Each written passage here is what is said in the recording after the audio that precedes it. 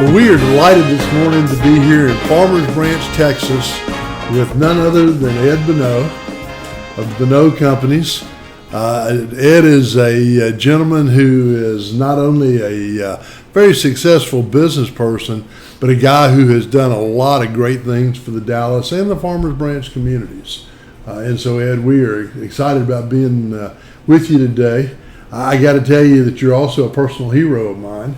And so I appreciate very much you taking time today to be here and to talk. My pleasure. You can introduce me anywhere, Keith, the way you're going here today. Well, I tell you, I hope to have many opportunities to do that, man. I think there are many business people that need hope as well, right? Whenever the economy is in the tank or whenever things aren't going so well.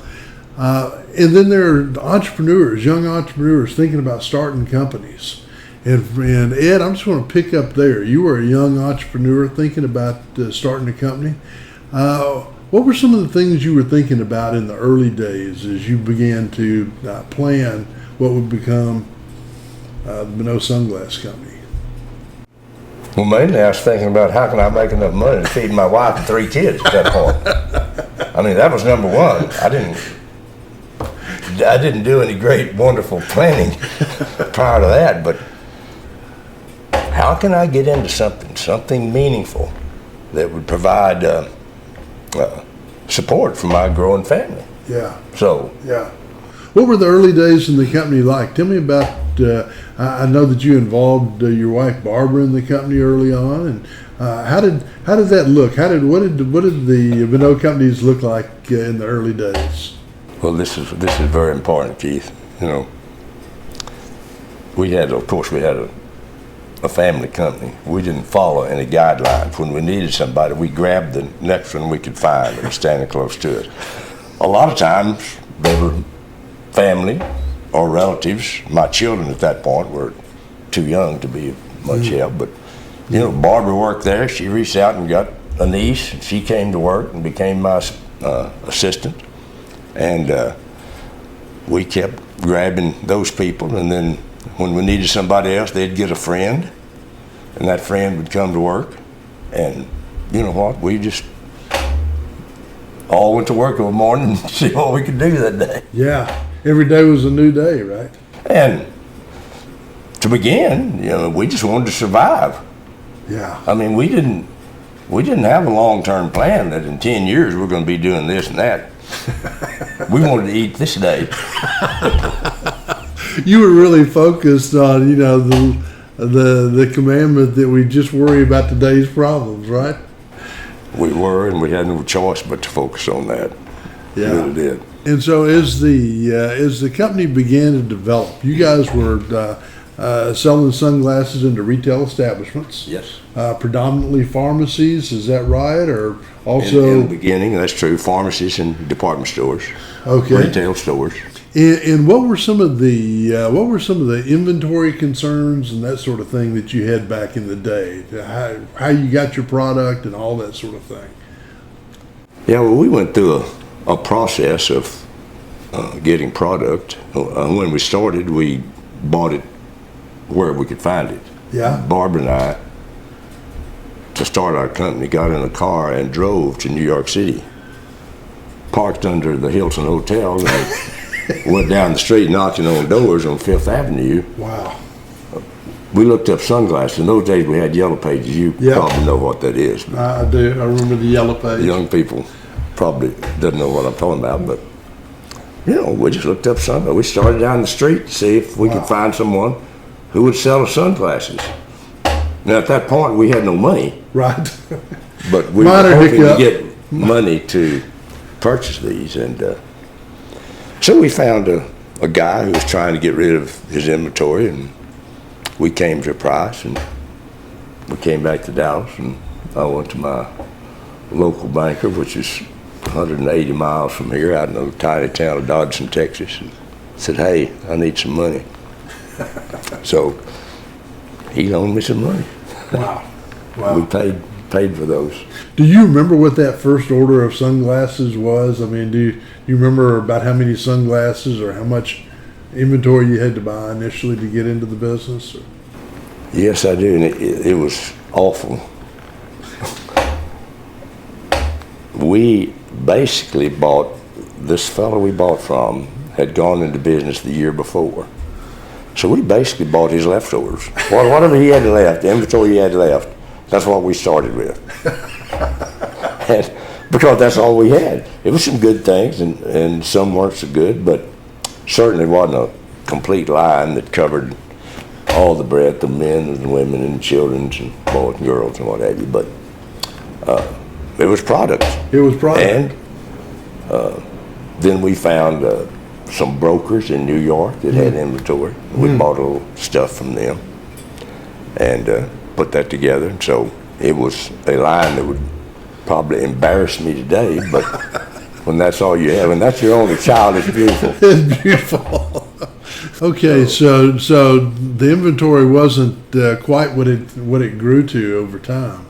But when did you know that the business was starting to sort of take off? I mean, when did you get the sense that, hey, maybe this could actually feed us for a week instead of a day? You know, I went out and sold this product, most of it, and Barbara would come to the warehouse bringing whatever kids she had, and she would package and ship it. But she could pack and ship all I could sell. It took her, 2 hours, 3 days a week, and her job was over at that point. But, we ended up the first year and was profitable. Mm-hmm. I think we, had about $150,000 in sales. So we actually were able to support ourselves, and we had a little bit more income than they did the year before when I was working for another company. So wow, that part was good. Sure. It was somewhat challenging. So if you're successful, obviously, so we sold $250,000 worth of merchandise. Mm-hmm. Well, the next year we sold 150 the first year, but the next year we sold 250, which meant we had to buy more merchandise, which meant we had to have more money. Yeah. And of which I had none. I can't even believe how this happened, because the tiny town that I came from had a bank. Mm-hmm. This population 300, Dodson, Texas, but there was a bank there. Dodson, Texas. Yeah, I knew the banker. He married my cousin. So I had been in his office before. In fact, they were our class parents when we were seniors in high school. Yeah. But what I'm getting around to, he loaned me money without collateral. Mm. Just a signature. Right. But it didn't stop there. That bank had a limit of $10,000 is what they could loan to an individual. So this $10,000 won't buy $250,000 in sales. So I called him over and I said, hey, I've got to buy some more stuff. He said, well, this is all I can loan you. But said, I'm going to be in Dallas next week. Said, we'll go see a bank. Wow. He walked into his correspondent bank in Dallas and personally signed a note for me for $50,000. You know what? Those are milestones in the life of your business that you never forget. Mm-hmm. I mean, I had nothing, so except debt for a house, and a wife, 3 or 4 kids. I forget how many I had then. So anyway, that happened. Yeah. We took that monies and we finished the year, what have you. And what happened is you book orders in advance and then you ship them. So we ran out of money again. We bought the merchandise and we had orders in our hand, for $30,000 worth of sale. We had to ship in January, but I was out of money. Yeah. I couldn't operate. So this same guy, he comes down again and we go shopping. Wow. for a factor. I couldn't even spell factor. You know what a factor is? Okay, well, a factor buys your accounts receivable. And so it gives you liquidity, so that you can continue. We went to this office and sat down. This guy looked at our stuff, said, no, we can't. Oh. No, you can't sell you. First place, you don't have enough volume for us to make it work. But the second place, there's not enough history here. He kept giving us the reasons why he couldn't loan us, but I was looking beyond him, and I noticed there was an office back there, and it had glass all the way around, but a guy sitting there and it had president written on the door. So as we were talking, I saw this guy, this president, he started getting up out of his chair, putting on his jacket, and he was, going. Was he headed out the door? He was headed out for lunch. He thought. So he came down the aisle there where we were out in the office, we were talking to the vice president. And as he approached where we were, I just stood up and stood over in front of him. And I said, "Sir?" And I started giving him my pitch. We got no money. We got to have money. And he said, "Well, how much accounts receivable do you have?" And I said, "We have $30,000. We're going to ship in January." This was like in December. He said, "Well, tell you what." He said, you ship your $30,000 in January, and you bring the paper down here, and we'll advance you 85% Wow. of that amount. So I think, although you don't really fit our criteria for a customer, I think you're going to make it in the business. And I hate to digress here, but what he probably saw in you was a great deal of courage. Fear. How important fear? Well, okay. Fear/courage. Enough fear to get you out of the chair and enough courage to put you in front of him, right? How important is courage to a business owner? Well, of course, it's important. As an entrepreneur, you're taking risk. These decisions are risk. So, I'm talking about 50 years ago when $50,000 wasn't that much of a big deal. But if your, entire earnings, the year before was 19,000, it magnified that number. So it was a big number to us, and you're putting your name on the line. Yeah. For the repayment of that. So it takes some courage, some confidence to do that. But I think with any entrepreneur, they do that. Entrepreneurs, at least when they begin, they don't have a safety net. They're just going, and that's what we're just going. Yeah. But we had to. Yeah. We had to eat tomorrow. We had to pay these people salary this weekend. We had to do it. So, you just did whatever you needed to do that day to advance. Well, you mentioned the early days and there was risk there, but the company kept growing. You kept selling more and more each year that was going along. What was another major inflection point, if you will, or another point when you went, okay, now we're into a completely different league now? What was that moment for you? Well, there was one moment, and you asked about it just a minute ago, is when did you think you was going to make it? I remember somewhere in the middle of our second year, we had this tiny warehouse, and Barbara and I were back there shipping on a Saturday. And we were working, and it was hot. We got so tired, and we laid down in the floor of that warehouse just to rest. We were just laying there. And we were packing stuff and carrying it to the post office to ship it out, parcel. Sure. And after we were laying there, Barbara said, "Dad, we're going to make it, aren't we?" And that's the first time that thought came to me. Yeah. We are over the first hump. We were selling product. People were buying the product we're selling. We were replenishing, and our people were getting more orders. And so, that was at a time that was at the $250,000 level that I mentioned to you before. Yeah, yeah. So that was our second year. We did about 500 the third, and the fourth year we had $1 million in sales. Yeah, yeah. And as you started to get into the $1 million and multi-million dollars in revenue, you attracted a new audience, right? Right. Who was your audience? Who became the audience then? The audience in terms of Target market, customers. Customers. Yeah. Well, of course, it started changing then. First thing that I realized was I can't do all of this.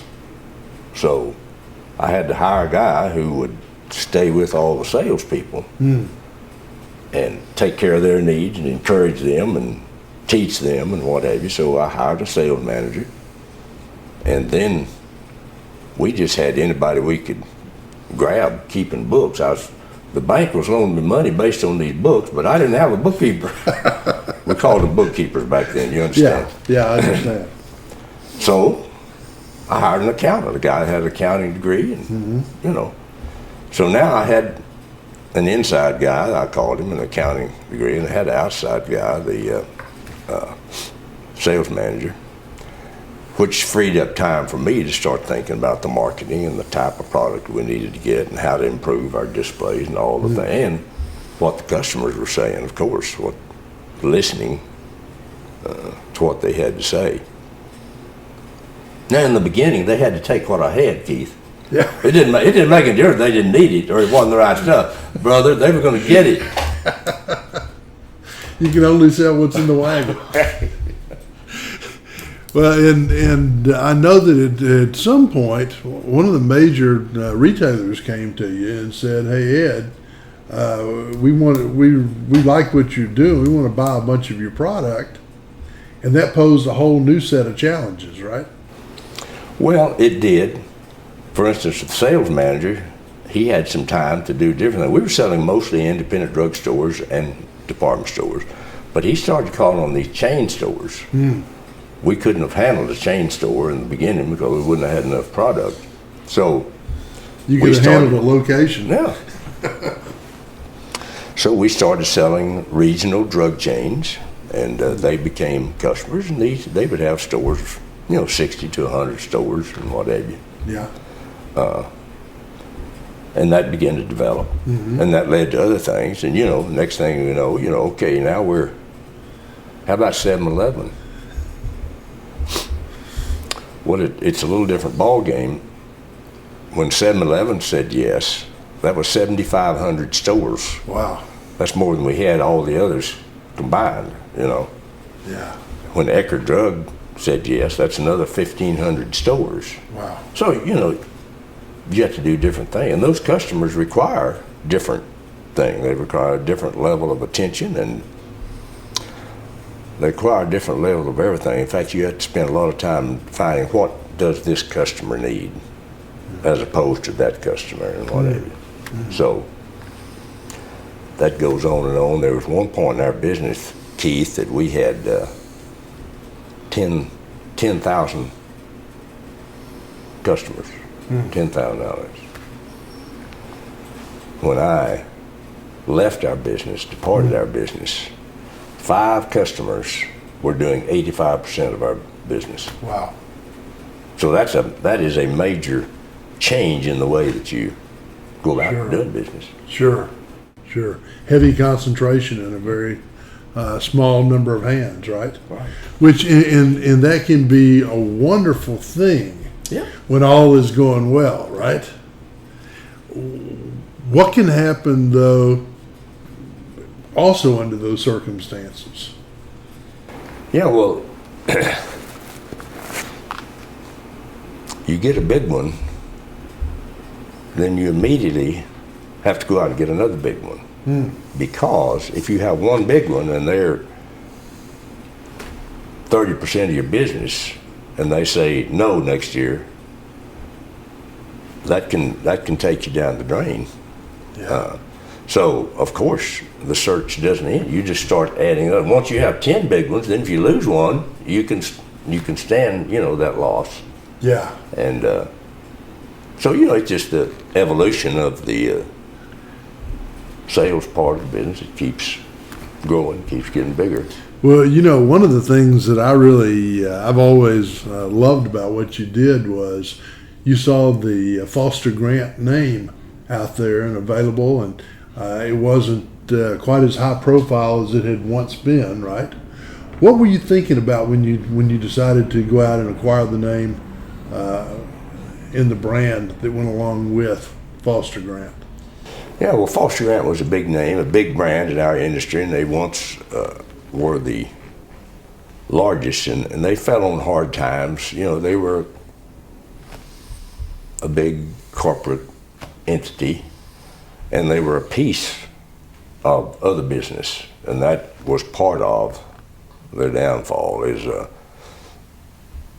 the people that owned them had other things to do besides run Foster Grant. It was just a piece. It wasn't their sole business. But mainly the thing that changed is they were an Eastern manufacturing culture that had worked for very well in the East. Centuries. No, it did. It worked for ever since the Iron Age. So they produced 12 styles of sunglasses, maybe 2 colors of each one, and that was their product line for the year. And these sunglasses kept the sun out of your eyes. But the business began to change to fashion. And ladies began to drive the business because the ladies, we sold 5 or 6 times as many ladies' sunglasses as you did men's, because they were buying them for the fashion aspects, what they looked like on their face, matched different clothing that they had, and that multiplied your business.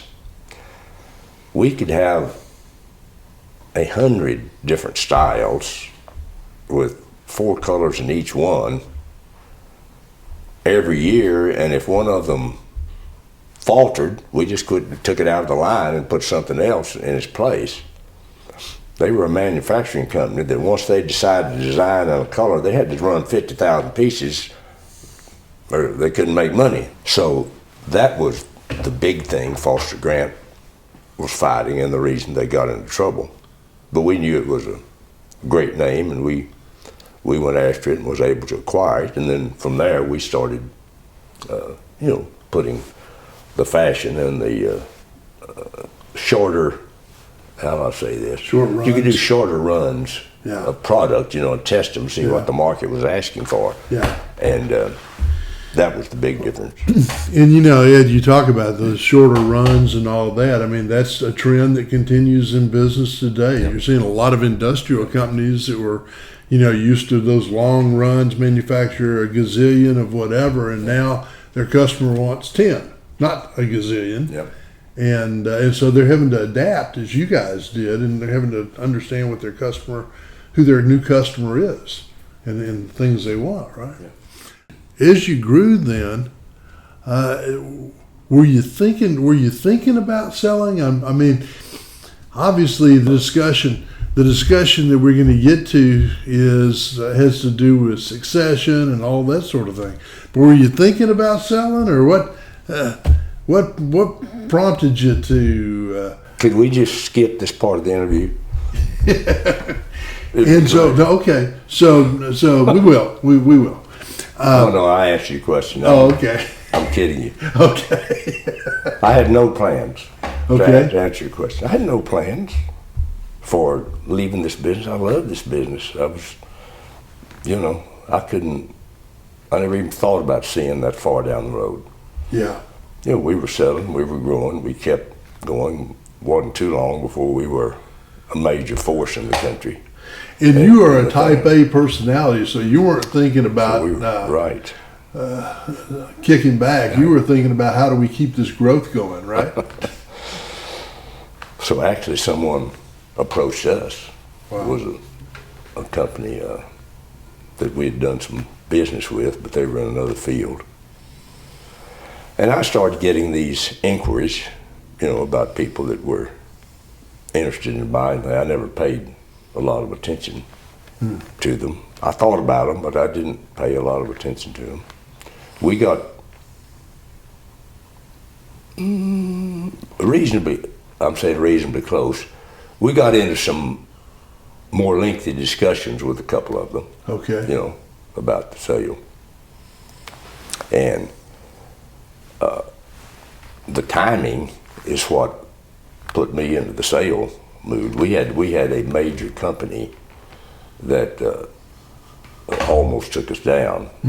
They were fraudulently large customer. Large customer, huge customer, and they were cooking their books. So they took us down for like $7 million that they owed us in 1 year, and that put a huge strain on our business because we were then, we were financing accounts receivables, and we were probably in violation of a half a dozen loan covenants that we had with the bank. So, we had to do something, and we had to cut staff, had to do stuff, all the stuff you have to go through, which is demoralizing to your people. Wow. But it was at that point that somebody approached us and said, "Hey, we're interested in your business. We've looked at this industry. We think that you have a good company, and we'd like to buy yours and bring other companies in around it because the industry is spread out all over everywhere. It's fragmented. Yeah. Nobody is the dominant company." So what I was thinking at that point was, when this company took us down, and I say $7 million, they didn't even invite us to the creditors meeting. Wow. They took Coca-Cola down for 43. There was a local drug company they took down for $70 million. It was a big time. He went to prison. They went to prison, but that's kind of beside the story. But when this happened, I saw a different guy in the mirror when I was shaving the next day. Wow. And I said, "You are an idiot. You spent 25 years here and put everything that you've got, you shoved every chip on the table, every year, for 25 years. And now you can't pay your debts at the bank. I mean, that could be gone like that." So I said, "Listen, I got to change the way I'm doing, to protect what we've got." That was the point when I listened to somebody when they come in and said, "We want to buy your company." Yeah. So that happened, and we worked some deals, and we made a good deal with them. Not as good as it would have been if we'd have sold before these guys nailed us, but you did good, Ed. you did really well, man. Tell me though, as you began to think about selling your company, and aside from the immediacy of that situation that was facing you, were there considerations that you were having about the employees and so forth, and maybe even family members and so forth? What were some of the things that you had to think about as part of that, not only negotiation process, but just the whole notion of turning the company over to somebody else? Yeah. Well, I almost didn't have time to think through that. But what I was scared. Because now my entrepreneurial mindset that we could do anything and I could do anything was shaken up a bit. Yeah. And I saw, wait a minute. You didn't control all the variables. Right. What is the future here? I mean, nobody had any inkling that this was going to happen. The big guys didn't. Yeah. Didn't help me that the big guys lost more. But Coca-Cola's 43 million didn't mean a thing to you, right? So these people came, and their pitch to me was, we've looked at the industry, it's fragmented, nobody has more than 10%. We see you have a well-run company. We'd like to buy your company and then start buying all the smaller companies around you and put them all under that umbrella, and then grow the company that way, and we'll be a public company. I thought that'd be good for our employees. Yeah. I thought, here's some people that know how to do stuff. And so that helped me to think about it. Yeah. And, it helped you pass some other hurdles that maybe you had in your mind, right? and for us to get something, I mean, I didn't know what it would be to not have a job, but You figured you'd figure that out. when we finally did do the deal, I paid off my mortgage on my house. That's the first time I've been out of debt in my life. And it was an exhilarating feeling, Yeah, to, sure. I have a small company, but I had my signature on pieces of paper throughout I don't know how many. Keith, I signed loan papers until my wrist would get tired and I'd have to stop and rest. All these things you have to do. Because they were loaning me, I think my peak was $23 million. Yeah. That was a lot when you come out of a cotton patch like I did. Yeah. I mean, I just didn't think about it. Just kept my head down, kept going. So You kept chopping. yeah, but man, it was like I'm free. But sad too. And I didn't have a company to go to. Yeah. Although I was supposed to go to a company and be a part of it, and they were paying me after I sold. But they have to listen to you.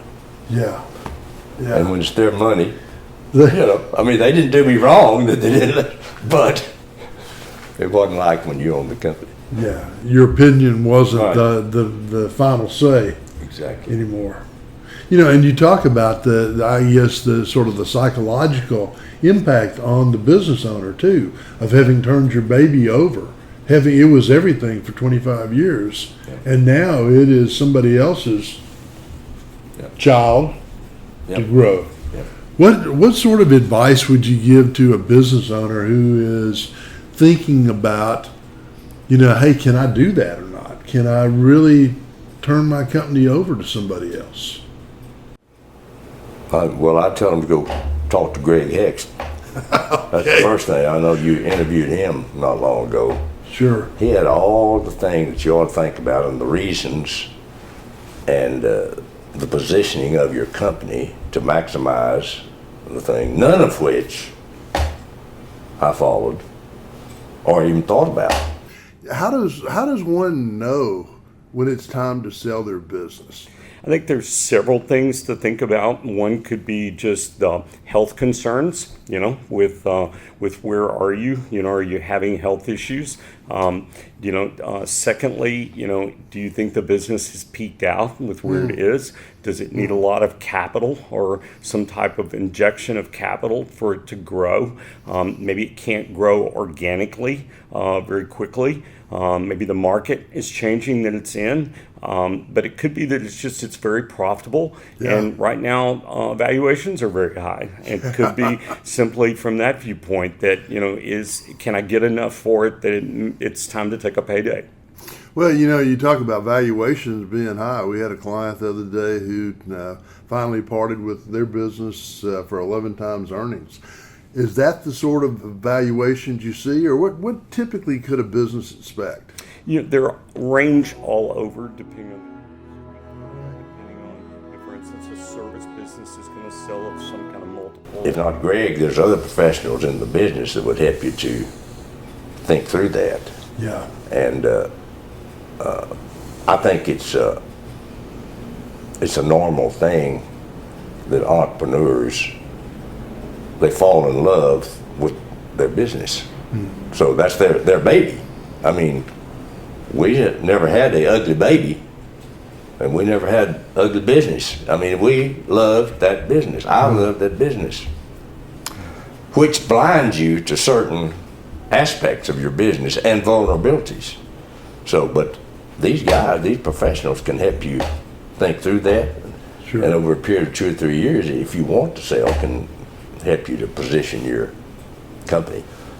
I didn't know that, brother. Yeah.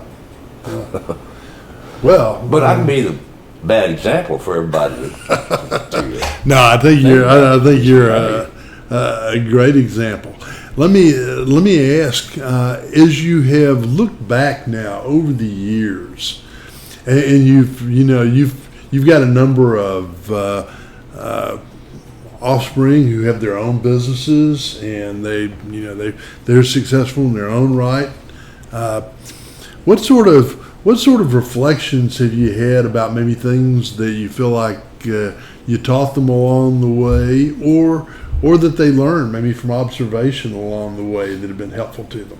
You've had a chance to see the whole. I mean, at this point, you have a family of 70. Is that right? Have I got correct. that? Is that right?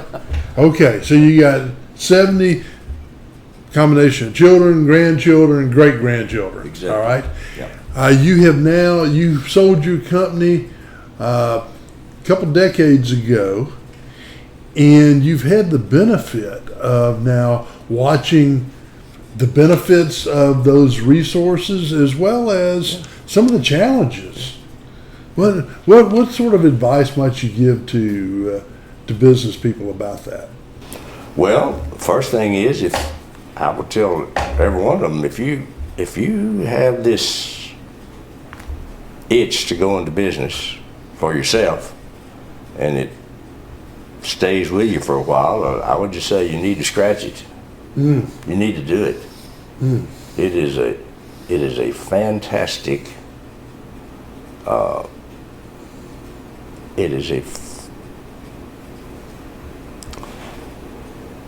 If you're an entrepreneur, if you start a business and you are the sole owner, it forces you to learn every day. See, I'm a bit lazy. I don't learn stuff unless I'm forced into it. But you have to learn. You have to learn. And even after you got a successful year, you got to learn how to do the second year, because it's going to be different. And third, you have to learn about people. How do you hire them? How do you find them? How can you get them to join the culture that you're trying to create? All of those things, it's an amazing learning process, Keith. I know you've had the experience that I treasure. I would treasure if I'd had it, because you've had access to corporate giants. And mine was always the entrepreneurial and the smaller things, but there's certain principles that I learned that I believe work in any size company. And one of them might be shocking to Harvard MBA grads, but you know what? The Bible is the most practical business book that there is. I'm talking about business book, I'm talking about practical. The principles that are laid out in the Bible about working, about serving your master. Big thing, doing unto others. You talk about customer service, treat other people like you want to be treated. I mean, how many business books have been written on that thing? All of those principles None as well. they're in the Bible. And here's the interesting thing. I've seen absolute scoundrels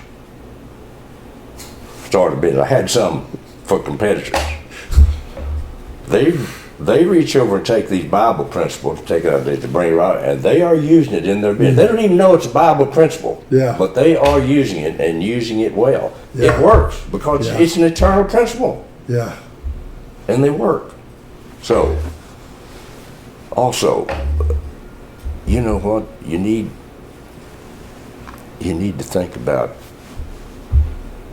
your family. So many highly successful people that you read about they've left their wife and kids behind somewhere along the way. Some look more glamorous, or they didn't give them enough time, or whatever it is. If you go into business for yourself, I mean, I guess my number one thing to say to you would be, take your wife and family with you in the business. Because if you don't, and you end up 60 years later with the biggest company in the industry and a pot full of money in the bank, if you didn't bring your wife and kids with you, you're going to have a hollow feeling inside of you. You're not going to be satisfied. I don't care what the size of your business, and you won't be able to go back. So take them, make that part of your mantra when you start, to take your family with you. You've got room for them, and not in a room. They will help you do better in that business. That's one of the things that Marketplace Ministries appeal to me so much, because I had chaplains helping me bring that message to our business and helping me to create that culture, which I think it's a winning culture when you think that way. So, Yeah. anyway, I don't know if that's a No, That's not what you're asking, but there's the it's apex of important. the apex of our conversation today. Yeah. I mean, that is, I was hoping that you would bring out your point about the Bible. Yeah. And certainly, I think that the 1-2 punch is with your family Yeah. and having it all, and looking at life in a much more holistic way than just the business itself. And you look at, you talk about the corporate giants, and I tell you what, I've been fortunate to know some who took their family with them. Yeah. Brad Smith at Yeah. FedEx. Yeah. He used to laugh and say I had 10 kids because I could divide it 10 ways and I knew how to do the math. I like that. But taking your family with you Yeah. is a big part of all of that. And I think your encouragement to entrepreneurs to go ahead and pursue that dream. You said if it itches, scratch it. Yeah. Big deal. Big deal. But do it the right way. Do it the right way, and you have, you got. If you have a successful business, you've got such a platform to be of service and to bless other people's lives. How else? I had 200 people in my Dallas office. We were doing things to bless their lives. We were helping our church, doing multiple things at a higher level than we could have if I'd have just had a job making, normal wages. And so it's a great opportunity to bless your family, but bless your employees, bless the town, but whatever town that you're in, multiple towns. You mentioned the church, and you have had the opportunity to bless your church. And why is that important for business people to not forget those entities like their church? Why is that important? Well, I think it'll be important for you, the entrepreneur, the one where the buck stops. If you have things in your portfolio, good things in your portfolio that are besides making profit, because all those other things add up to a fulfilling, in your life. And there's so much more important when you get older. You can mention some numbers that your company did. Well, shoot, there's always somebody that has done more than that and did it quicker than you did. So, but when you've got an employee that tells somebody else on the record that it changed my life to be with that company or to be with that person, that gives you a richness in your latter years that I don't think you can get just Yeah. from your balance sheet. Yeah. And, Yeah. and then you're making decisions that are right decisions. You're trying to make right decisions. And that also helps you when you're trying to go and sleep at night when one of your decisions has gone wrong. You know you made the decision for the right purpose, and you were convinced of that in your mind. You know, one's wrong, well, there's another day tomorrow. You can go back and fix it. Ed, thank you very much for your time today. It's been Thank you, brother. a true pleasure. Good conversation. Yeah, it's been a while.